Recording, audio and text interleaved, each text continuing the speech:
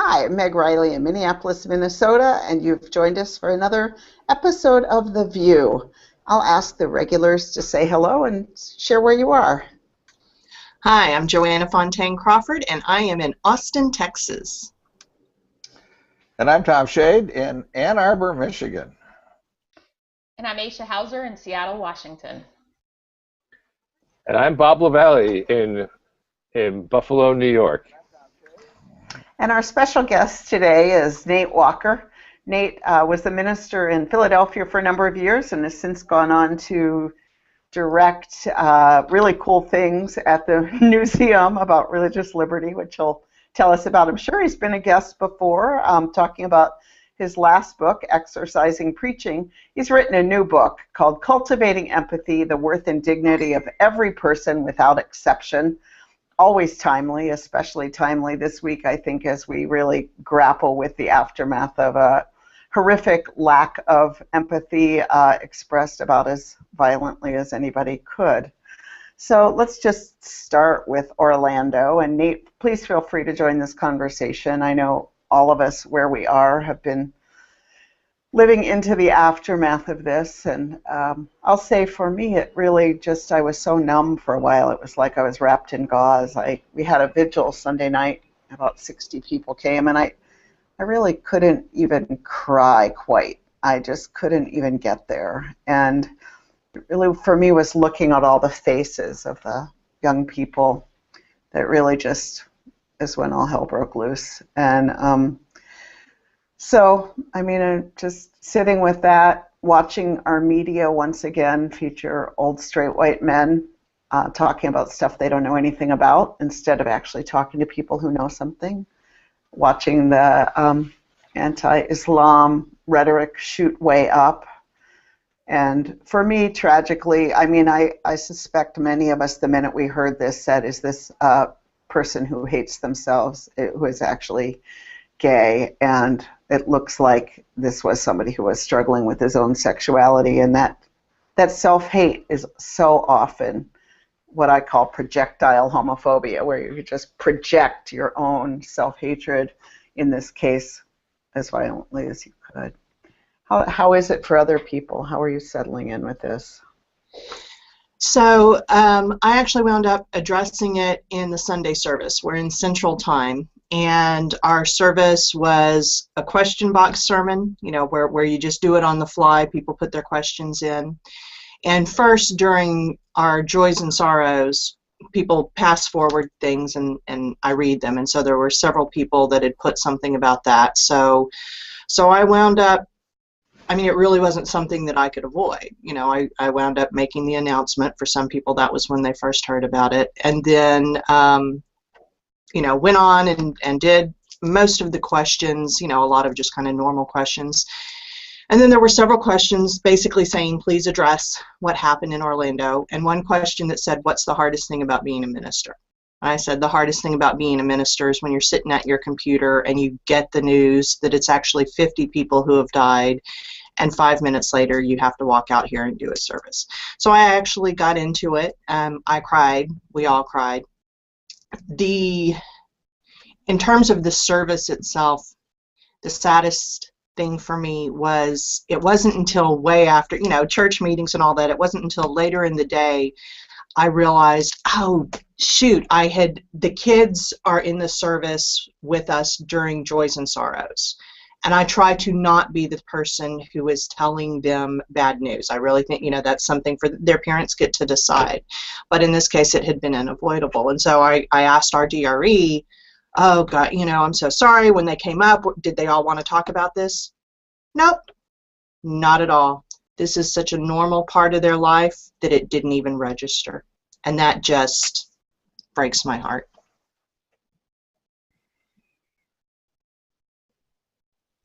Yeah, we had Joanna was our coming of age service, and we had the minister begin, because usually it's youth led, and it was also the same thing. She announced it, and it was the first time a lot of people had heard. So it was really well, it's been heartbreaking. And we had a memorial, a vigil, well, several. I'm in Seattle. There was one with thousands of people on Sunday night, and last night in Bellevue, where the church is, where I work. it was smaller, and it was a layperson who called us and said, because Elaine and I were, getting ready for GA and doing all kinds of stuff and thinking, how can we do this? And then this woman said, we're doing a vigil in the park. And I said, we'll be there. So we posted on our website, and they had Elaine, a rabbi, and another person who I think is Episcopal, who said words, and people cried and sang, and it was quite powerful. It's been different this time, which is interesting, because one would think after Sandy Hook it would be, but there's something about, maybe finally everyone's had enough, I don't know, but there's something in the air, and it's just an immense, it's beyond sadness. I don't know what the word is, but we've been dealing with this too. Well, We've invited Reverend Kathy Schmitz from Orlando to come in today. She'll drop through at some point. She couldn't say exactly when. It's very, very hectic and crazy there in Orlando, but I'm delighted that she'll come in and share a little bit from the church, which I understand is about 3.5 miles away and has been really an overflow center. They were going to have a blood drive anyway, and so it's become just a huge center for the community. Sorry, Tom, I interrupted you. Yeah, well, I'm really, isolated right at this point. I'm living alone, trying to pack up my house, doing like 1,000 errands. So it's been kind of me and the media, which, I try to discipline myself from, that Sunday I tried to discipline myself from watching it all day, when they just cycle through the same stuff over and over, and they kind of there's a way in which the media kind of works you into numbness. It's kind of like, so there's so much emotion that comes at you that you just shut down, and I think that's a lot of people's experience. This is one of the first times that I've ever gone through one of these things in such an isolated situation where it's just me and the media, which in some ways is kind of like how most people, or how a lot of people who don't have like strong networks or religious communities experience stuff.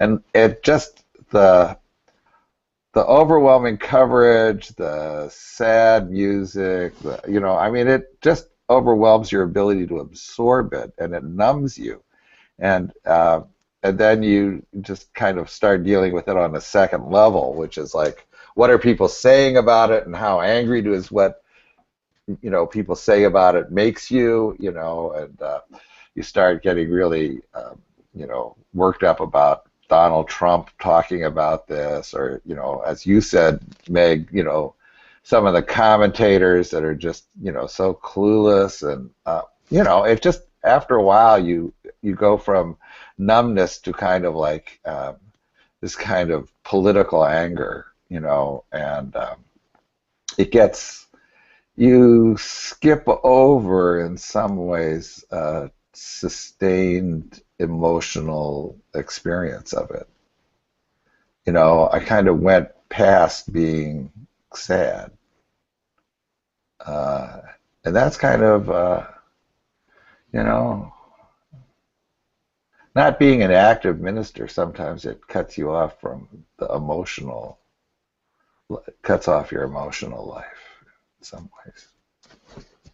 You don't have the outlets that you use normally. Tom, you're a blogger, Yeah, but when it gets really hot, I can't blog. Oh, okay. If you ever notice my, my publishing output is that, the more tense the situation is, the more intense it's going on, the less I have to say. I don't want to say everything that everybody else says, that's like my own ego says I have to be unique. Right. So, and I just don't want to like blast out, right, agony onto a page. But anyway, that's me. Yeah. That's where I was. That's where I've been. I've been really struck by the ripple effect of continuous trauma that I think people are experiencing. Because we were fresh off of the Stanford situation when this happened, and then And actually, and I think like a lot of liberal religious people are having a steady state of low-key crisis because of the Trump presidency, the Trump candidacy.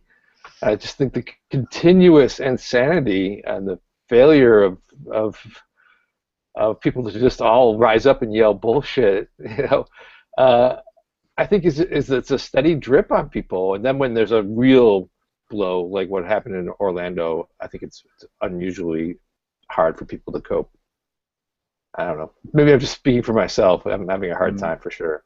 No, well, I think that, ours is a religion where we talk all the time about hope, right? I'll bring you hope when hope is hard to find, whether that's what you need or not. And I think we're in this, and I would agree with you, and it's not just this tragedy, it's everything, it's what's happening with Trump, and we're having to sit with some hopelessness. And what are we going to do with that? I said to my neighbor when we were talking about, I agree with you, Bob. I think you make an excellent point, but we were talking about Trump, and I said he's a white man. And I said, the fear that I see white people having over Trump is what people of color have had for generations and generations about most white people in power. So to me, I'm kind of fascinated watching white people have this terror and fear. And I mean, think about the second Bush presidency after he, started the war in the Middle East too. And so I said brown people have felt this way about people in power for millennia. So to me, I kind of feel like, wow, now white people are feeling it. Yeah. And conversely, can I just respond? I'm feeling like I really am looking to my queer friends, my friends who are people of color, to understand how to be resilient. Because I realize I don't know. As a cis, straight, white man, like I haven't had to be resilient the way they've had to be resilient. And maybe there's the hope in that, Joanna. I think, go ahead, Joanna. I was going to say, well, I'm getting hope this week from a little vase of flowers. Most of you know that at Live Oak we went for months and months where our rainbow flag kept getting stolen. That finally stopped around January. And yesterday someone came into the church and said, "Oh, have you seen the sign?" And I was like, oh God, what now? No, someone had left a vase of flowers under the flag, anonymous, and a card. And handwritten in the card, this person wrote, "Every precious life lost in Orlando was a miraculous gift from God. Our prayers are for God's light to break through the darkness of this horrible, senseless act." And, it's amazing. It's amazing how one little vase of flowers can give you so much. That's beautiful. Makes me think of Jake Morrell's church, too, where that homophobic group had come and leafleted, so he wrote a letter to the paper, an open letter to the homophobe, and then a pro-gay church came and leafleted and thanked them for all of their work. I think that, yeah, the visibility, the connection, what I'm just coming to in my own grief, and I'm really keeping myself in the grief, Tom, because I agree with you, it's really easy to get into rage about gun control and, good for the senators and all of that. But, I really just wrote a blog this morning that I haven't posted yet about when I was coming out. There was a place here in Minneapolis called a Woman's Coffee House where I just lived. And I was very unformed, and I was looking for mirrors to say to me, who can I be? And when I look at those faces, I just don't see individuals. I see a people. And that's how Woman's Coffee House felt to me, that we were unformed. We were forming ourselves with each other. And I just could see in the youth and the beauty of those faces that I don't know who slept with who and who danced with who and who hated who, but I can see a people. It's not just individuals. And I just feel like that is such sacred space. It's God. That is God to me, that kind of community that's beyond the individual. That's beloved community.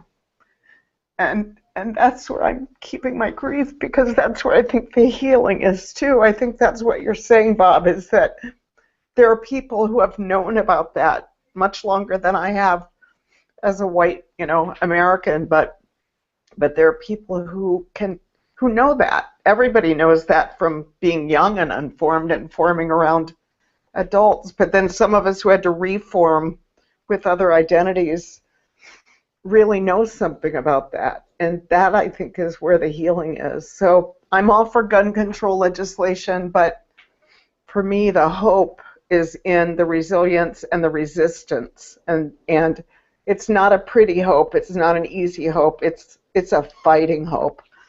And I'm really grateful to be part of a small world that gives me a place to be with that, because what Tom says of being isolated and not having that kind of connectivity, I don't think any of us individually can bear this in any meaningful way.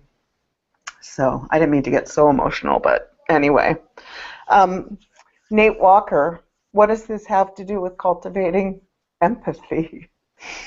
And if you want to start by just giving your own reflections, I'm thinking, oh great, you're the only gay man here. How are you doing with Orlando?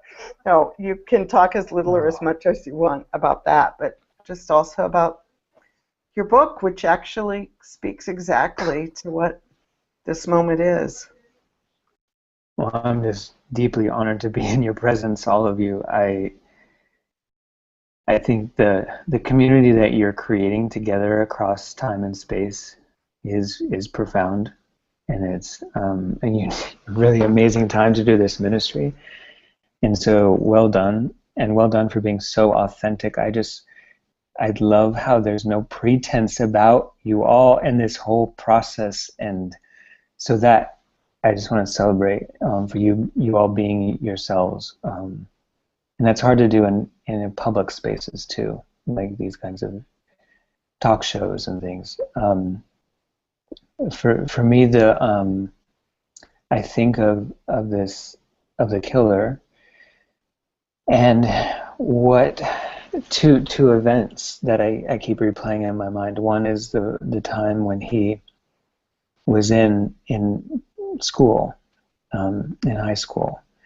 And when the teachers were talking about 9/11, he would cheer, and he would cry out, be like, yes, and that to America. There's very severe reactions in his classroom, so much to the point that he was suspended twice in school. And in one of those suspension times, his father picked him up from school and punched him in the face right in the front of the school and just started beating him. And it makes me wonder, like, how do you parent someone who has that behavior? And this dad's response was abuse. So I worry about what was going on in that household. So it's clear, like, this killer had this bankruptcy of empathy, and yet at the same time, there's this moment when he is in the bathroom of the club, and he is pointing a gun at an African-American woman and says, "Are there any other black people in this bathroom?" And she froze and she didn't speak. And one of the other black guys in the stalls says, "Yes, there are 6 of us." And the killer said, "I don't have anything against your people. You have suffered enough. I am against America and what it has done to my country." And he leaves the bathroom and goes killing. So here is a killer with the bankruptcy of empathy who in one moment finds that for these 7 people in that bathroom. So that is been replaying in my mind over and over. So how do you all make sense of those types of things?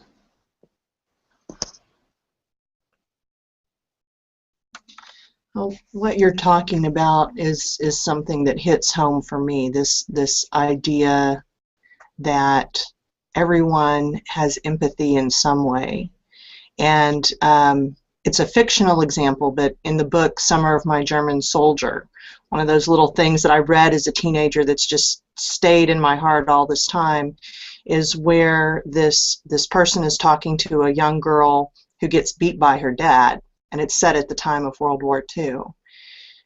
And she says, "What is evil? Your dad, is he evil?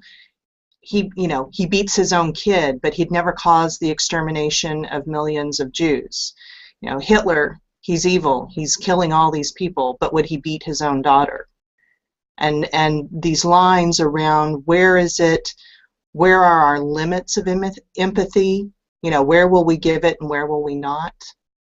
And it makes me look at me and go, okay, I think of myself as an empathetic person, but where am I drawing my lines?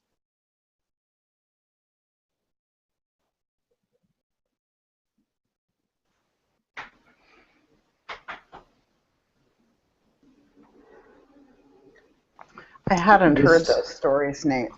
I had not heard those. I've been kind of ignoring the news for a while, mostly. To me, part of what that speaks to is the damage that is done when we refuse to honor the complexity of truth to all kinds of people. So after September 11th, how could we hold the horror of the lives that were lost along with, remember all the punishment for anybody who tried to name what we had done to create such a situation that was just not allowed to be part of the discourse. And I think that's why, you mentioned authenticity, but I think that's why holding the complexity of truth is so important. That, of course, that was an act of terror, and so were many things that we had done and continue to do, acts of terror. And so that the kind of, America's all good, and, it makes sense. It makes sense with the kind of lying that we do about racism in schools of all kinds, and xenophobia, and, all of that. That his empathy would work with some of the other people who'd been lied about, So, and I have no clue how I would parent in that situation. Hopefully it would not be about punching. And I'll just say tangentially that I'm mostly not reading the news, but the headline is that his wife may be arrested for this, and we already know that his ex-wife was abused. And I'm like, so an abused woman didn't come forward about her abuser, and now we're going to arrest her. It's just so complicated, that the intersectionality, like Joanna's saying, of the tiniest and the biggest,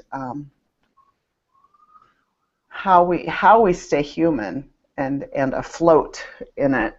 And that's what I thought was great about your book, which is really case studies of moments when you made particular choices.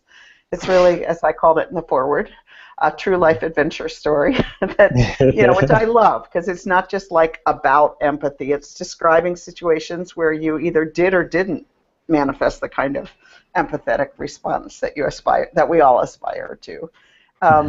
So what was it like for you to share those stories? They were very vulnerable stories that you shared.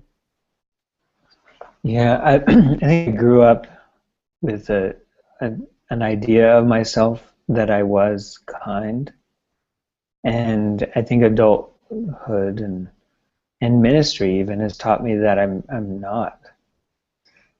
That I'm troubled, I'm angry, I'm confused, and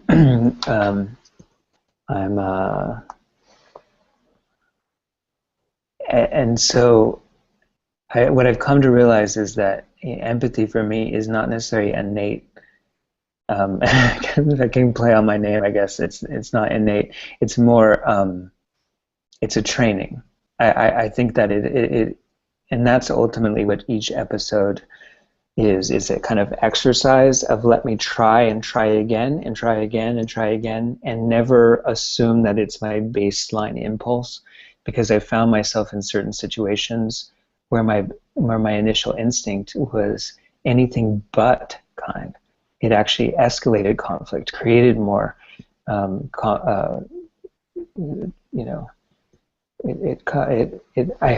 hurt people. So this is these exercises in the book are episodes of moral dilemmas where I try to use the moral imagination as an everyday spiritual practice. And the moral imagination is has a rich history in many different fields, but I define it simply as the ability to picture oneself in another's shoes and through their eyes, and to see that conflict through those eyes and seek to understand. And understanding doesn't imply agreement. And so once I got away from having to agree in order to move things forward, but rather seek to understand, I found myself having a gateway into the grand challenge of practicing with the moral imagination. And the minute I think I get it and I have a win, like the next day I blow it. And so that's the grand challenge, is to make it a part of each day. Can you share one of the stories that you share in the book? You have a number of them, and so we'll start with one that you feel like sharing today. Well, regarding violence, one of the stories is in Rwanda, and it is about a colleague of mine who is doing this psychological study in Rwanda about people who had been participated in genocide. And he asked them these horrible questions about, did you participate in the killing? How many people did you kill? And he goes through this litany of questions, and they answer. And he found himself face to face with the person who killed his sister. And the man who killed his sister kept saying, I did those things. I did. But that is not me. I am a new person. And it becomes this question about dignity, and the worth of the people who have caused harm. And this was a really challenging story for me to work out. Ultimately, it came down to try and tell the perpetrator's story from his point of view, which was hard for me. So that's one type of story that I lift up. I really like the story you share in the foreword, Meg, about your experience of a leader who changed the mood in a room and opened up meaning where most people were demeaning each other. Do you want to share that? Sure. It is a really positive story. It's this story that I've come back to over and over, and it was a real gift for me to have Nate's frame of moral imagination to describe what I'd seen, because I really had studied it and called it visionary leadership and all kinds of things, but I was trying to figure it out. We had organized to take back the night march here back in that time I was talking about when we were all young. And so we had a great one the first year, and then we had another good one the second year, and then a lot of us who had started it moved on and formed a basketball team actually and left and started just playing basketball. And some other women came along and took it, and it devolved. It really devolved into a huge fight about racism and homophobia and the usual fights that we have had for decades. And so the women decided they couldn't have the march. It just wasn't going to happen because, no one would do anything except fight. And so they decided to cancel it, and they had a meeting to figure out what to do with the $2,000 or whatever we had by then. And so some of us who had been there went back, including this woman, Sherry Menser, who had really been the center of the group, a Quaker woman, and just really had been a lot of the founding energy. And so everyone was yelling and pointing fingers and calling each other names and, the usual horrible meeting. And Sherry just got and I've revisited it over and over to figure out what she did, but she just got really still, and then she just said with very real grief, I don't care where the money goes. I just really care where the love went that started this organization. This organization was born in love, and it breaks my heart to see that love is not here, and I feel partially responsible. I didn't pass leadership on well. You know, I left without thinking about what needed to be passed along, and before I knew it, everybody who'd been yelling and pointing fingers was crying and saying, I came because it seemed like it was such a great thing and it's been horrible, and everyone was like hugging each other, and like we had the march. And she, in that moment, I think, where the rest of us, at least speaking for my own little self, I was looking at who in the room was making me mad and what was wrong with them and who was right and, you know, all that usual stuff that we do, who I agreed with. And she was looking at the whole room and seeing the loss of love in the room and naming that. And so I really did feel like it was a moral imagining, that she was seeing what wasn't in the room and putting it back in.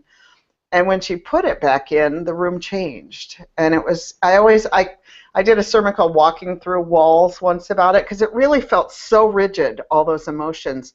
And then they just dissolved. And so that, you know, I was grateful to Nate for offering up the language and description of moral imagination, because I think that's what we are called to do, really, is to use moral imagination.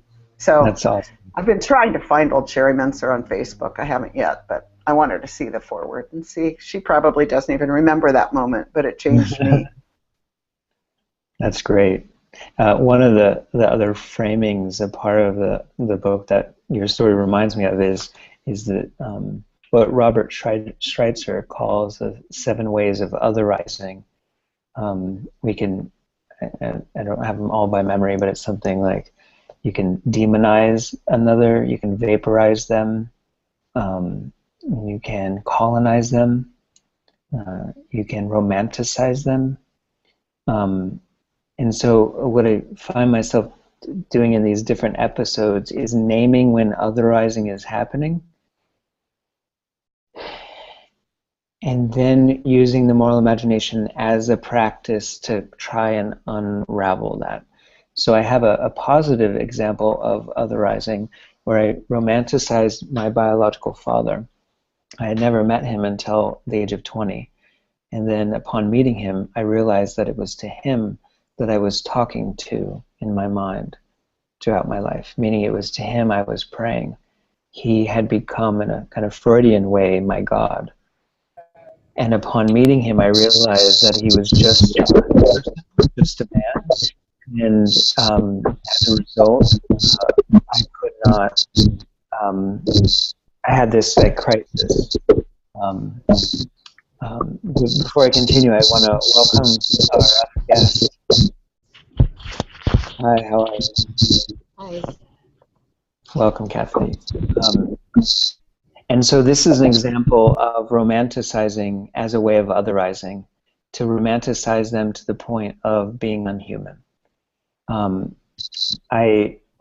are other episodes in where I had demonized another, where I had made them out to be a monster, where I had made them out to be eliminated, either through silent treatment or through aggression.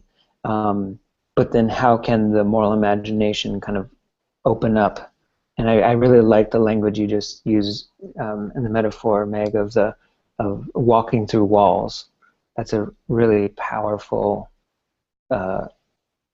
illustration of that kind of work. What happens when all of a sudden, where there is a prison, there is fluidity, there's freedom. So I do think that in using sort of the Newfield model of language, that language is generative. It puts things into motion. It puts things into action. And so in that way, I want to just uplift what the Southern Baptist Convention has done this week with their language. They, as a convention, in their national gathering this week made a resolution in solidarity for the victims of those in Orlando, and then calling for people to give blood and to support those who were traumatized by this event. So that is a really beautiful thing, and they also came out with a condemnation of the use of the Confederate flag. And so they themselves, as a collective body, I see them practicing a moral imagination for people that have historically they have been in conflict with, the LGBT community or people of color.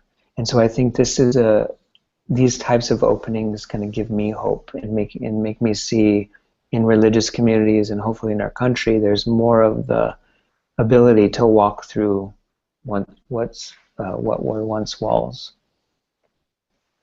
Thanks so much, Nate. And we will come back to your book. Reverend Kathy Schmitz has joined us briefly from Orlando, Florida. Kathy, where are you right now? Is that the church? No, actually, I'm at the airport right now. Oh, you're at the airport, okay. Visiting, and just saw them off. Oh. So, great. It's nothing like a 2-year-old to hug during this kind of thing. That's right. So I was so inspired. The UU World did an article about everything that you've been doing in the wake of the tragedy. You're just miles away, and it sounds like you're very, very connected to the LGBT community in Orlando. Can you describe what it's been like at the church this week?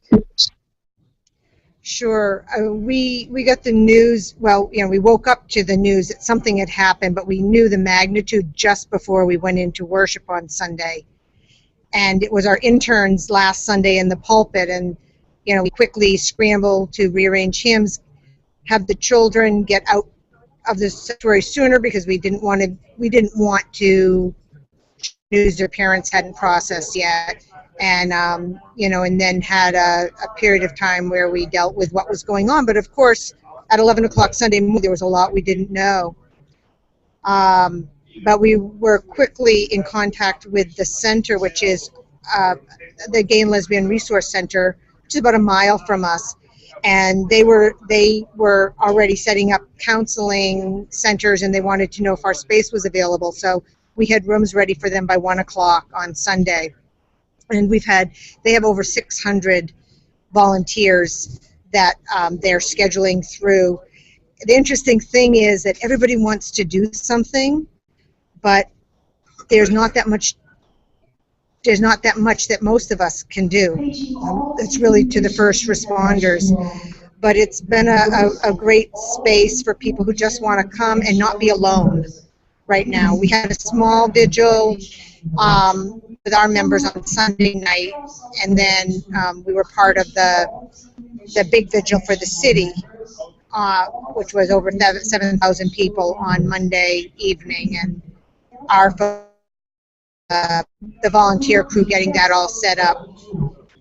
We had people, in addition to the counseling which is going on in our education center, we had members of the Brady campaign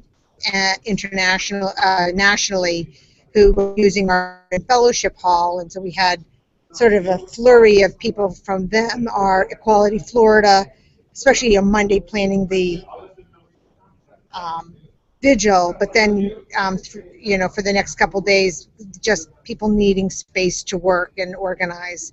And so that work, we're shifting every day. There seems to be a new theme to how we're dealing with things. And so while vigils and multiple every day, and I see that they're going to be continuing into next week, there's different sets of processing that we have to do. So the congregation's been great. The community's been great. There's a lot of solidarity across people doing the right thing. I mean, that's been very heartening, and I haven't had time to watch some of the negative news. I know that it exists, but in some ways, that part of being in a bubble, I'm kind of enjoying. Yeah, I wouldn't bother to catch up with that stuff. So what would you say? Do you still feel like you're in shock, or does it feel real? How is the feeling there? I think there's still a lot of shock, deep sadness. I was on a radio program for a local NPR station this morning, and but what's mostly deep sadness. I said the anger in the congregation is mostly at the hate language. You know, funerals start on Saturday, and the community has to bury 49 people in the days ahead. And there are hate groups coming to town to protest. And I have to say, they may have better match in order to are organizing the response to that. So it's and I'm learning, and I am in touch with the trauma ministry, the trauma ministry, for which I'm very grateful. And sort of the pattern of how trauma unfolds and what we can expect as the community tries to heal from this. Were there personal connections at the church with those who were lost or injured? At this point, I am not aware that anyone lost someone. We do have people who knew people there, and we have a vibrant, GLBTQ membership, and a lot of them have been, and well, even some of our straight members have been in that club. I mean, it was a place, I don't know if people have taken the time to learn the history of the club, but it was started by someone who lost a brother to HIV, and it has been really considered a haven, a place where people could be safe and be themselves. Happened to be Latino night, and so in part why so many people, not in general a Latin club, but it's that night it was having that kind of a program. So that's where we're really seeing that hit, and that of course is really tricky for some of the churches. I mean, a lot of families found out their loved ones were gay through this process. It's difficult watching some of the responses in the religious community where people want to be compassionate and they're really struggling with their doctrine around GLBT issues. So that's going to be very interesting and probably heart-wrenching to watch how that unfolds. Yeah, that was one of my first thoughts when I heard that it was Latino night, about the churches that would be holding a lot of this and how the theology would be around it. Are you, Kathy, have there been interfaith vigils and responses?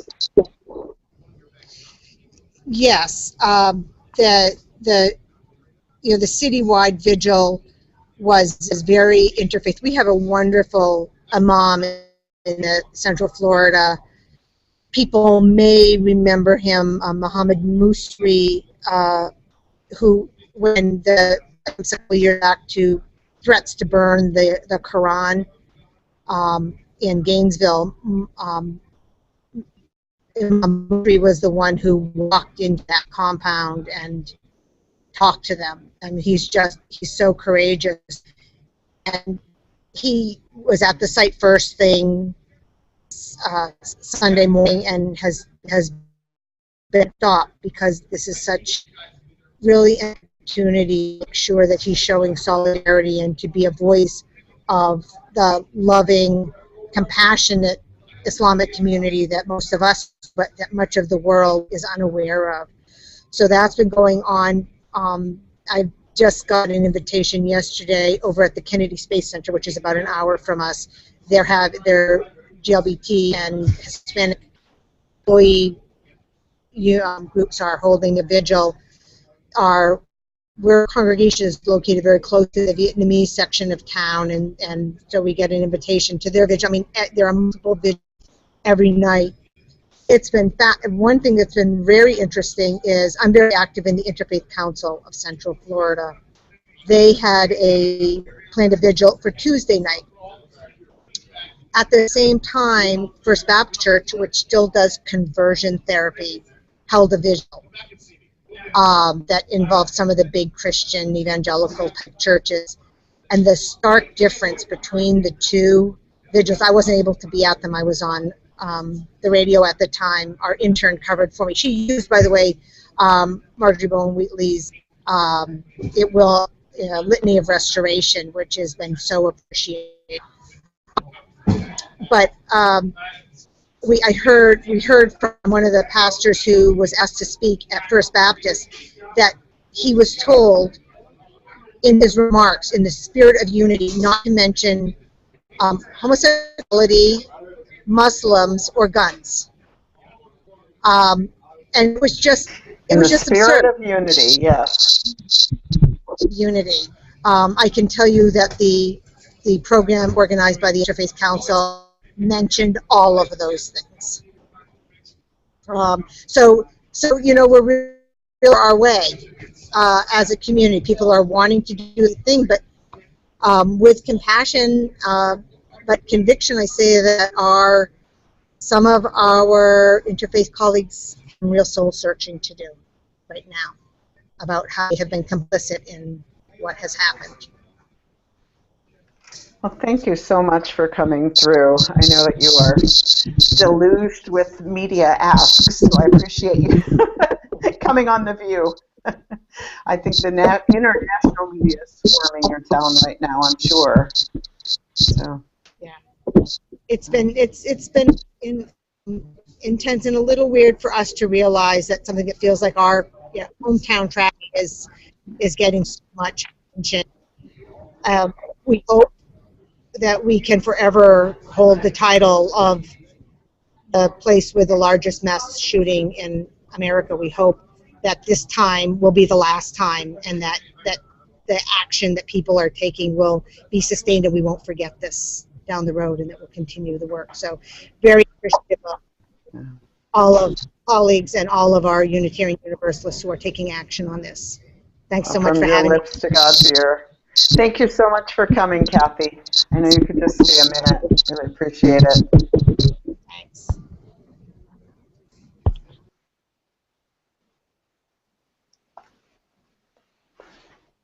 Oh, it's just impossible to imagine what it's like there right now. Even summoning my empathy. So Nate, do you want to take us? Do you want to do an exercise with us in cultivating empathy? One of the exercises that's, I think, directly tied to what Kathy was just speaking about was an encounter I had with Pat Robertson, senior executive, who wrote me an email and said, "How dare you say that homosexuality is not condemned in the Bible? Of course it is." And that was the entire email.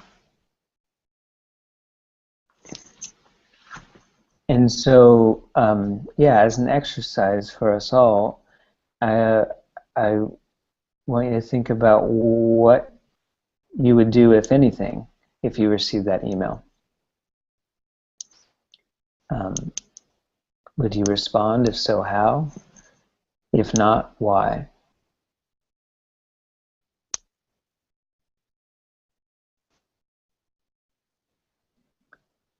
So I open up to all of you, and let's see, what's your instinct? What's your impulse?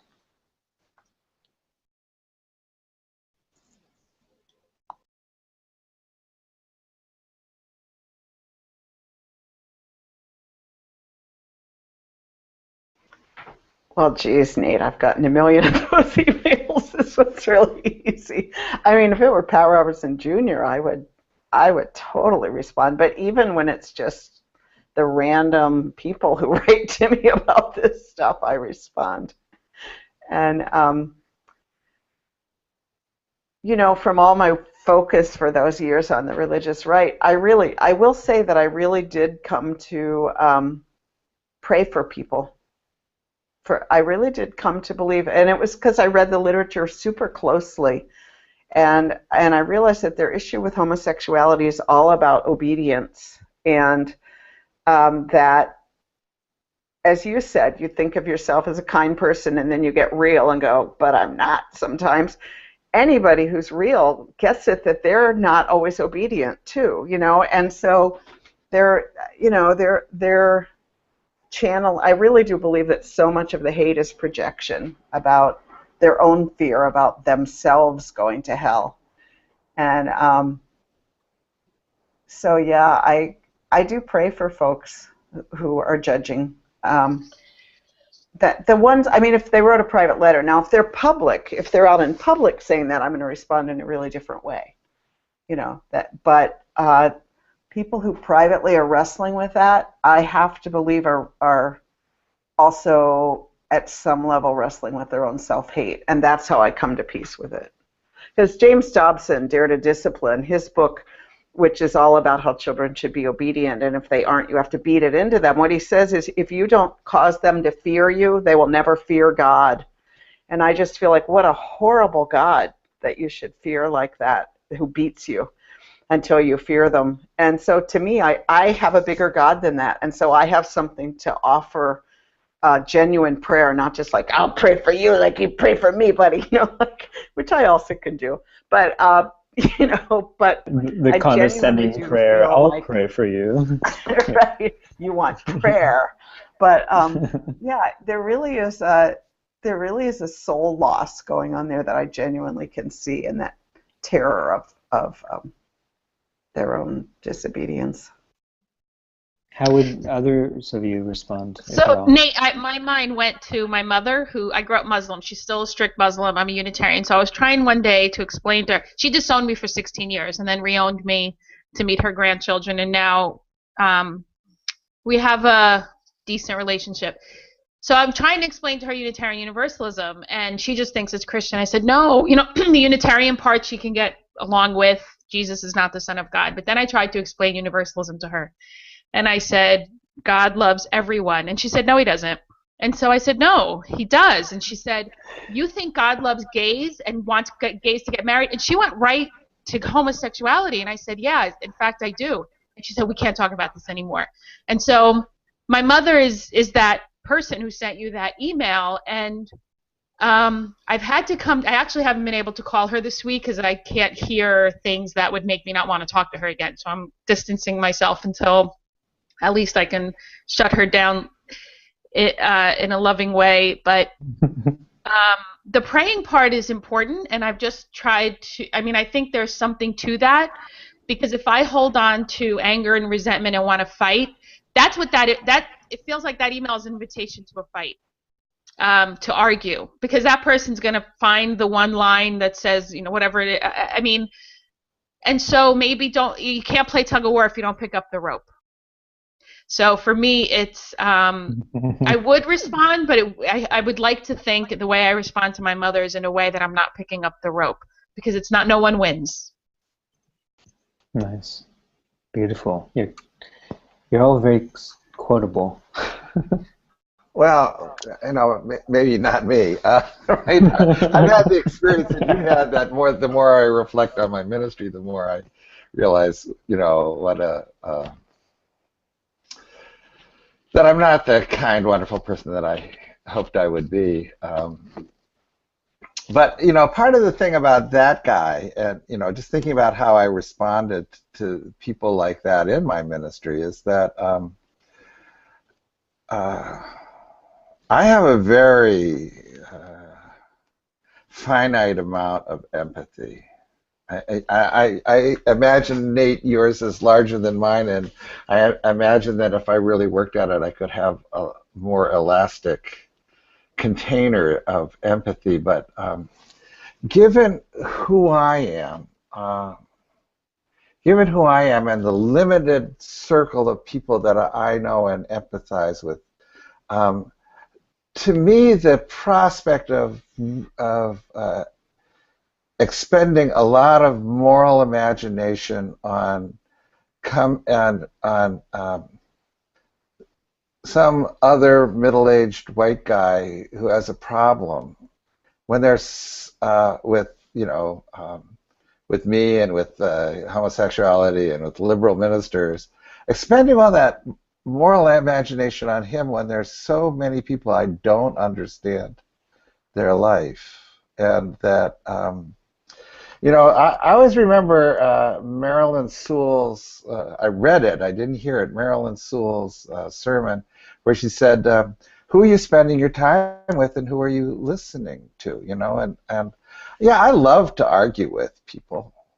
I love to argue with people, and so I would look at that guy as Satan's snare, trying to hook me into a whole thing that actually would limit me in the long run.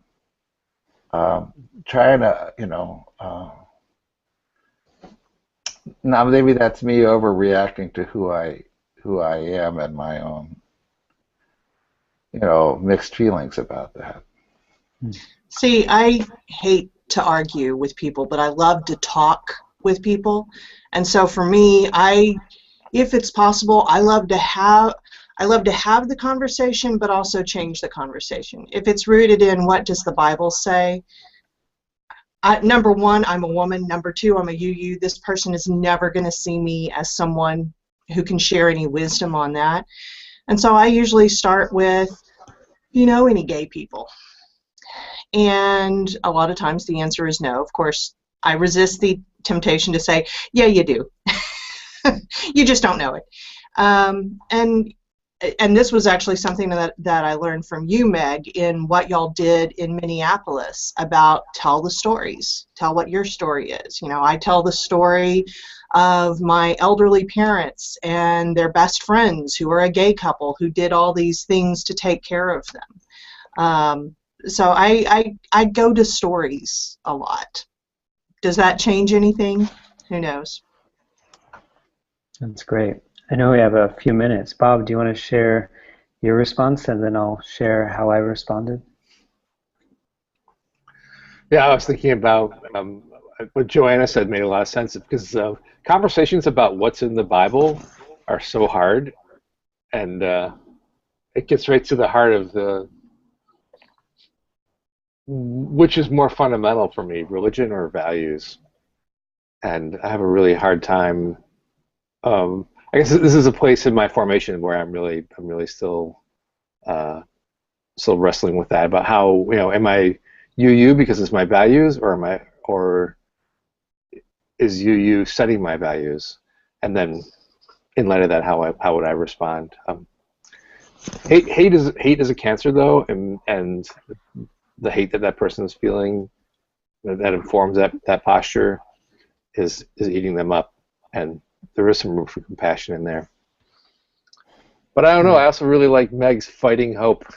All right, Nate, what do you got? What did you say? So I basically got advice from a lot of people first, and they said, hit delete, tell him he's a bigot, send him a Bible of your own with mural markings, all these different responses. And ultimately I decided to do research. And so I did internet research about him. And when I wrote back to him, I said, I understand that this is a really complex topic. I understand that you're a Baptist minister and that you serve the military and you've been married for 27 years and that you have children. And so I come to you to ask for your advice. How do you interpret this scripture? I interpret it to mean that it was against adultery and drunkenness and these orgies and these types of things, but I don't see that as the same thing as fidelity between two consenting adults. Then I asked him, I said, but how do you interpret the next line in Romans 1:32 that says, those who deserve such things deserve death? And I said, I'd like you to consider my own story when I was passing a rose to my beloved on Valentine's on the subway in New York City, and a person came up to us and spit on us. Or the time when, and I just share these stories of discrimination, from being denied adoption, from being gay, and all these different things. And I say, given all these things, how do you interpret this text? What should I do in this world? And he replied back apologizing. And he said, I couldn't. I said, I apologize. I'm sorry you had, and I'm sorry you had to deal with so much ridicule in your life. And he said, I can't write anymore. I'm at work right now, but I will get back to you. And it's been 10 years. I haven't heard from him. But there was something about me, I think, learning his story and then evoking my own that changed the conversation. And I don't know how that exchange impacted him, but I know it changed me. Well, Nate, thank you so much for that story, and I really do encourage people to get the book. I think it would be a great book for youth groups to look at or young adult groups, but for all of us who are dealing with these daily struggles to cultivate empathy. It's a wonderful book. Thanks so much, everybody, for engaging with a painful and real conversation today. Next week, we'll be broadcasting live from General Assembly. I don't know where it will be. I don't know what time, but watch for it. It will not be at this time. I do know that. And then we're going to take the summer off. So we'll be back with you after Labor Day. Thank you so much to Nate Walker for joining us. Nate, what's your real title? I said Poobah, but you do actually have a really cool job now. Oh, I do. Yeah, I'm the executive director of the Religious Freedom Center. And basically we train people on how to dialogue across ideological and political difference on issues of religion and public life. Way cool. Thanks, everybody. Okay, thank you, Meg. Take care. Bye, everyone.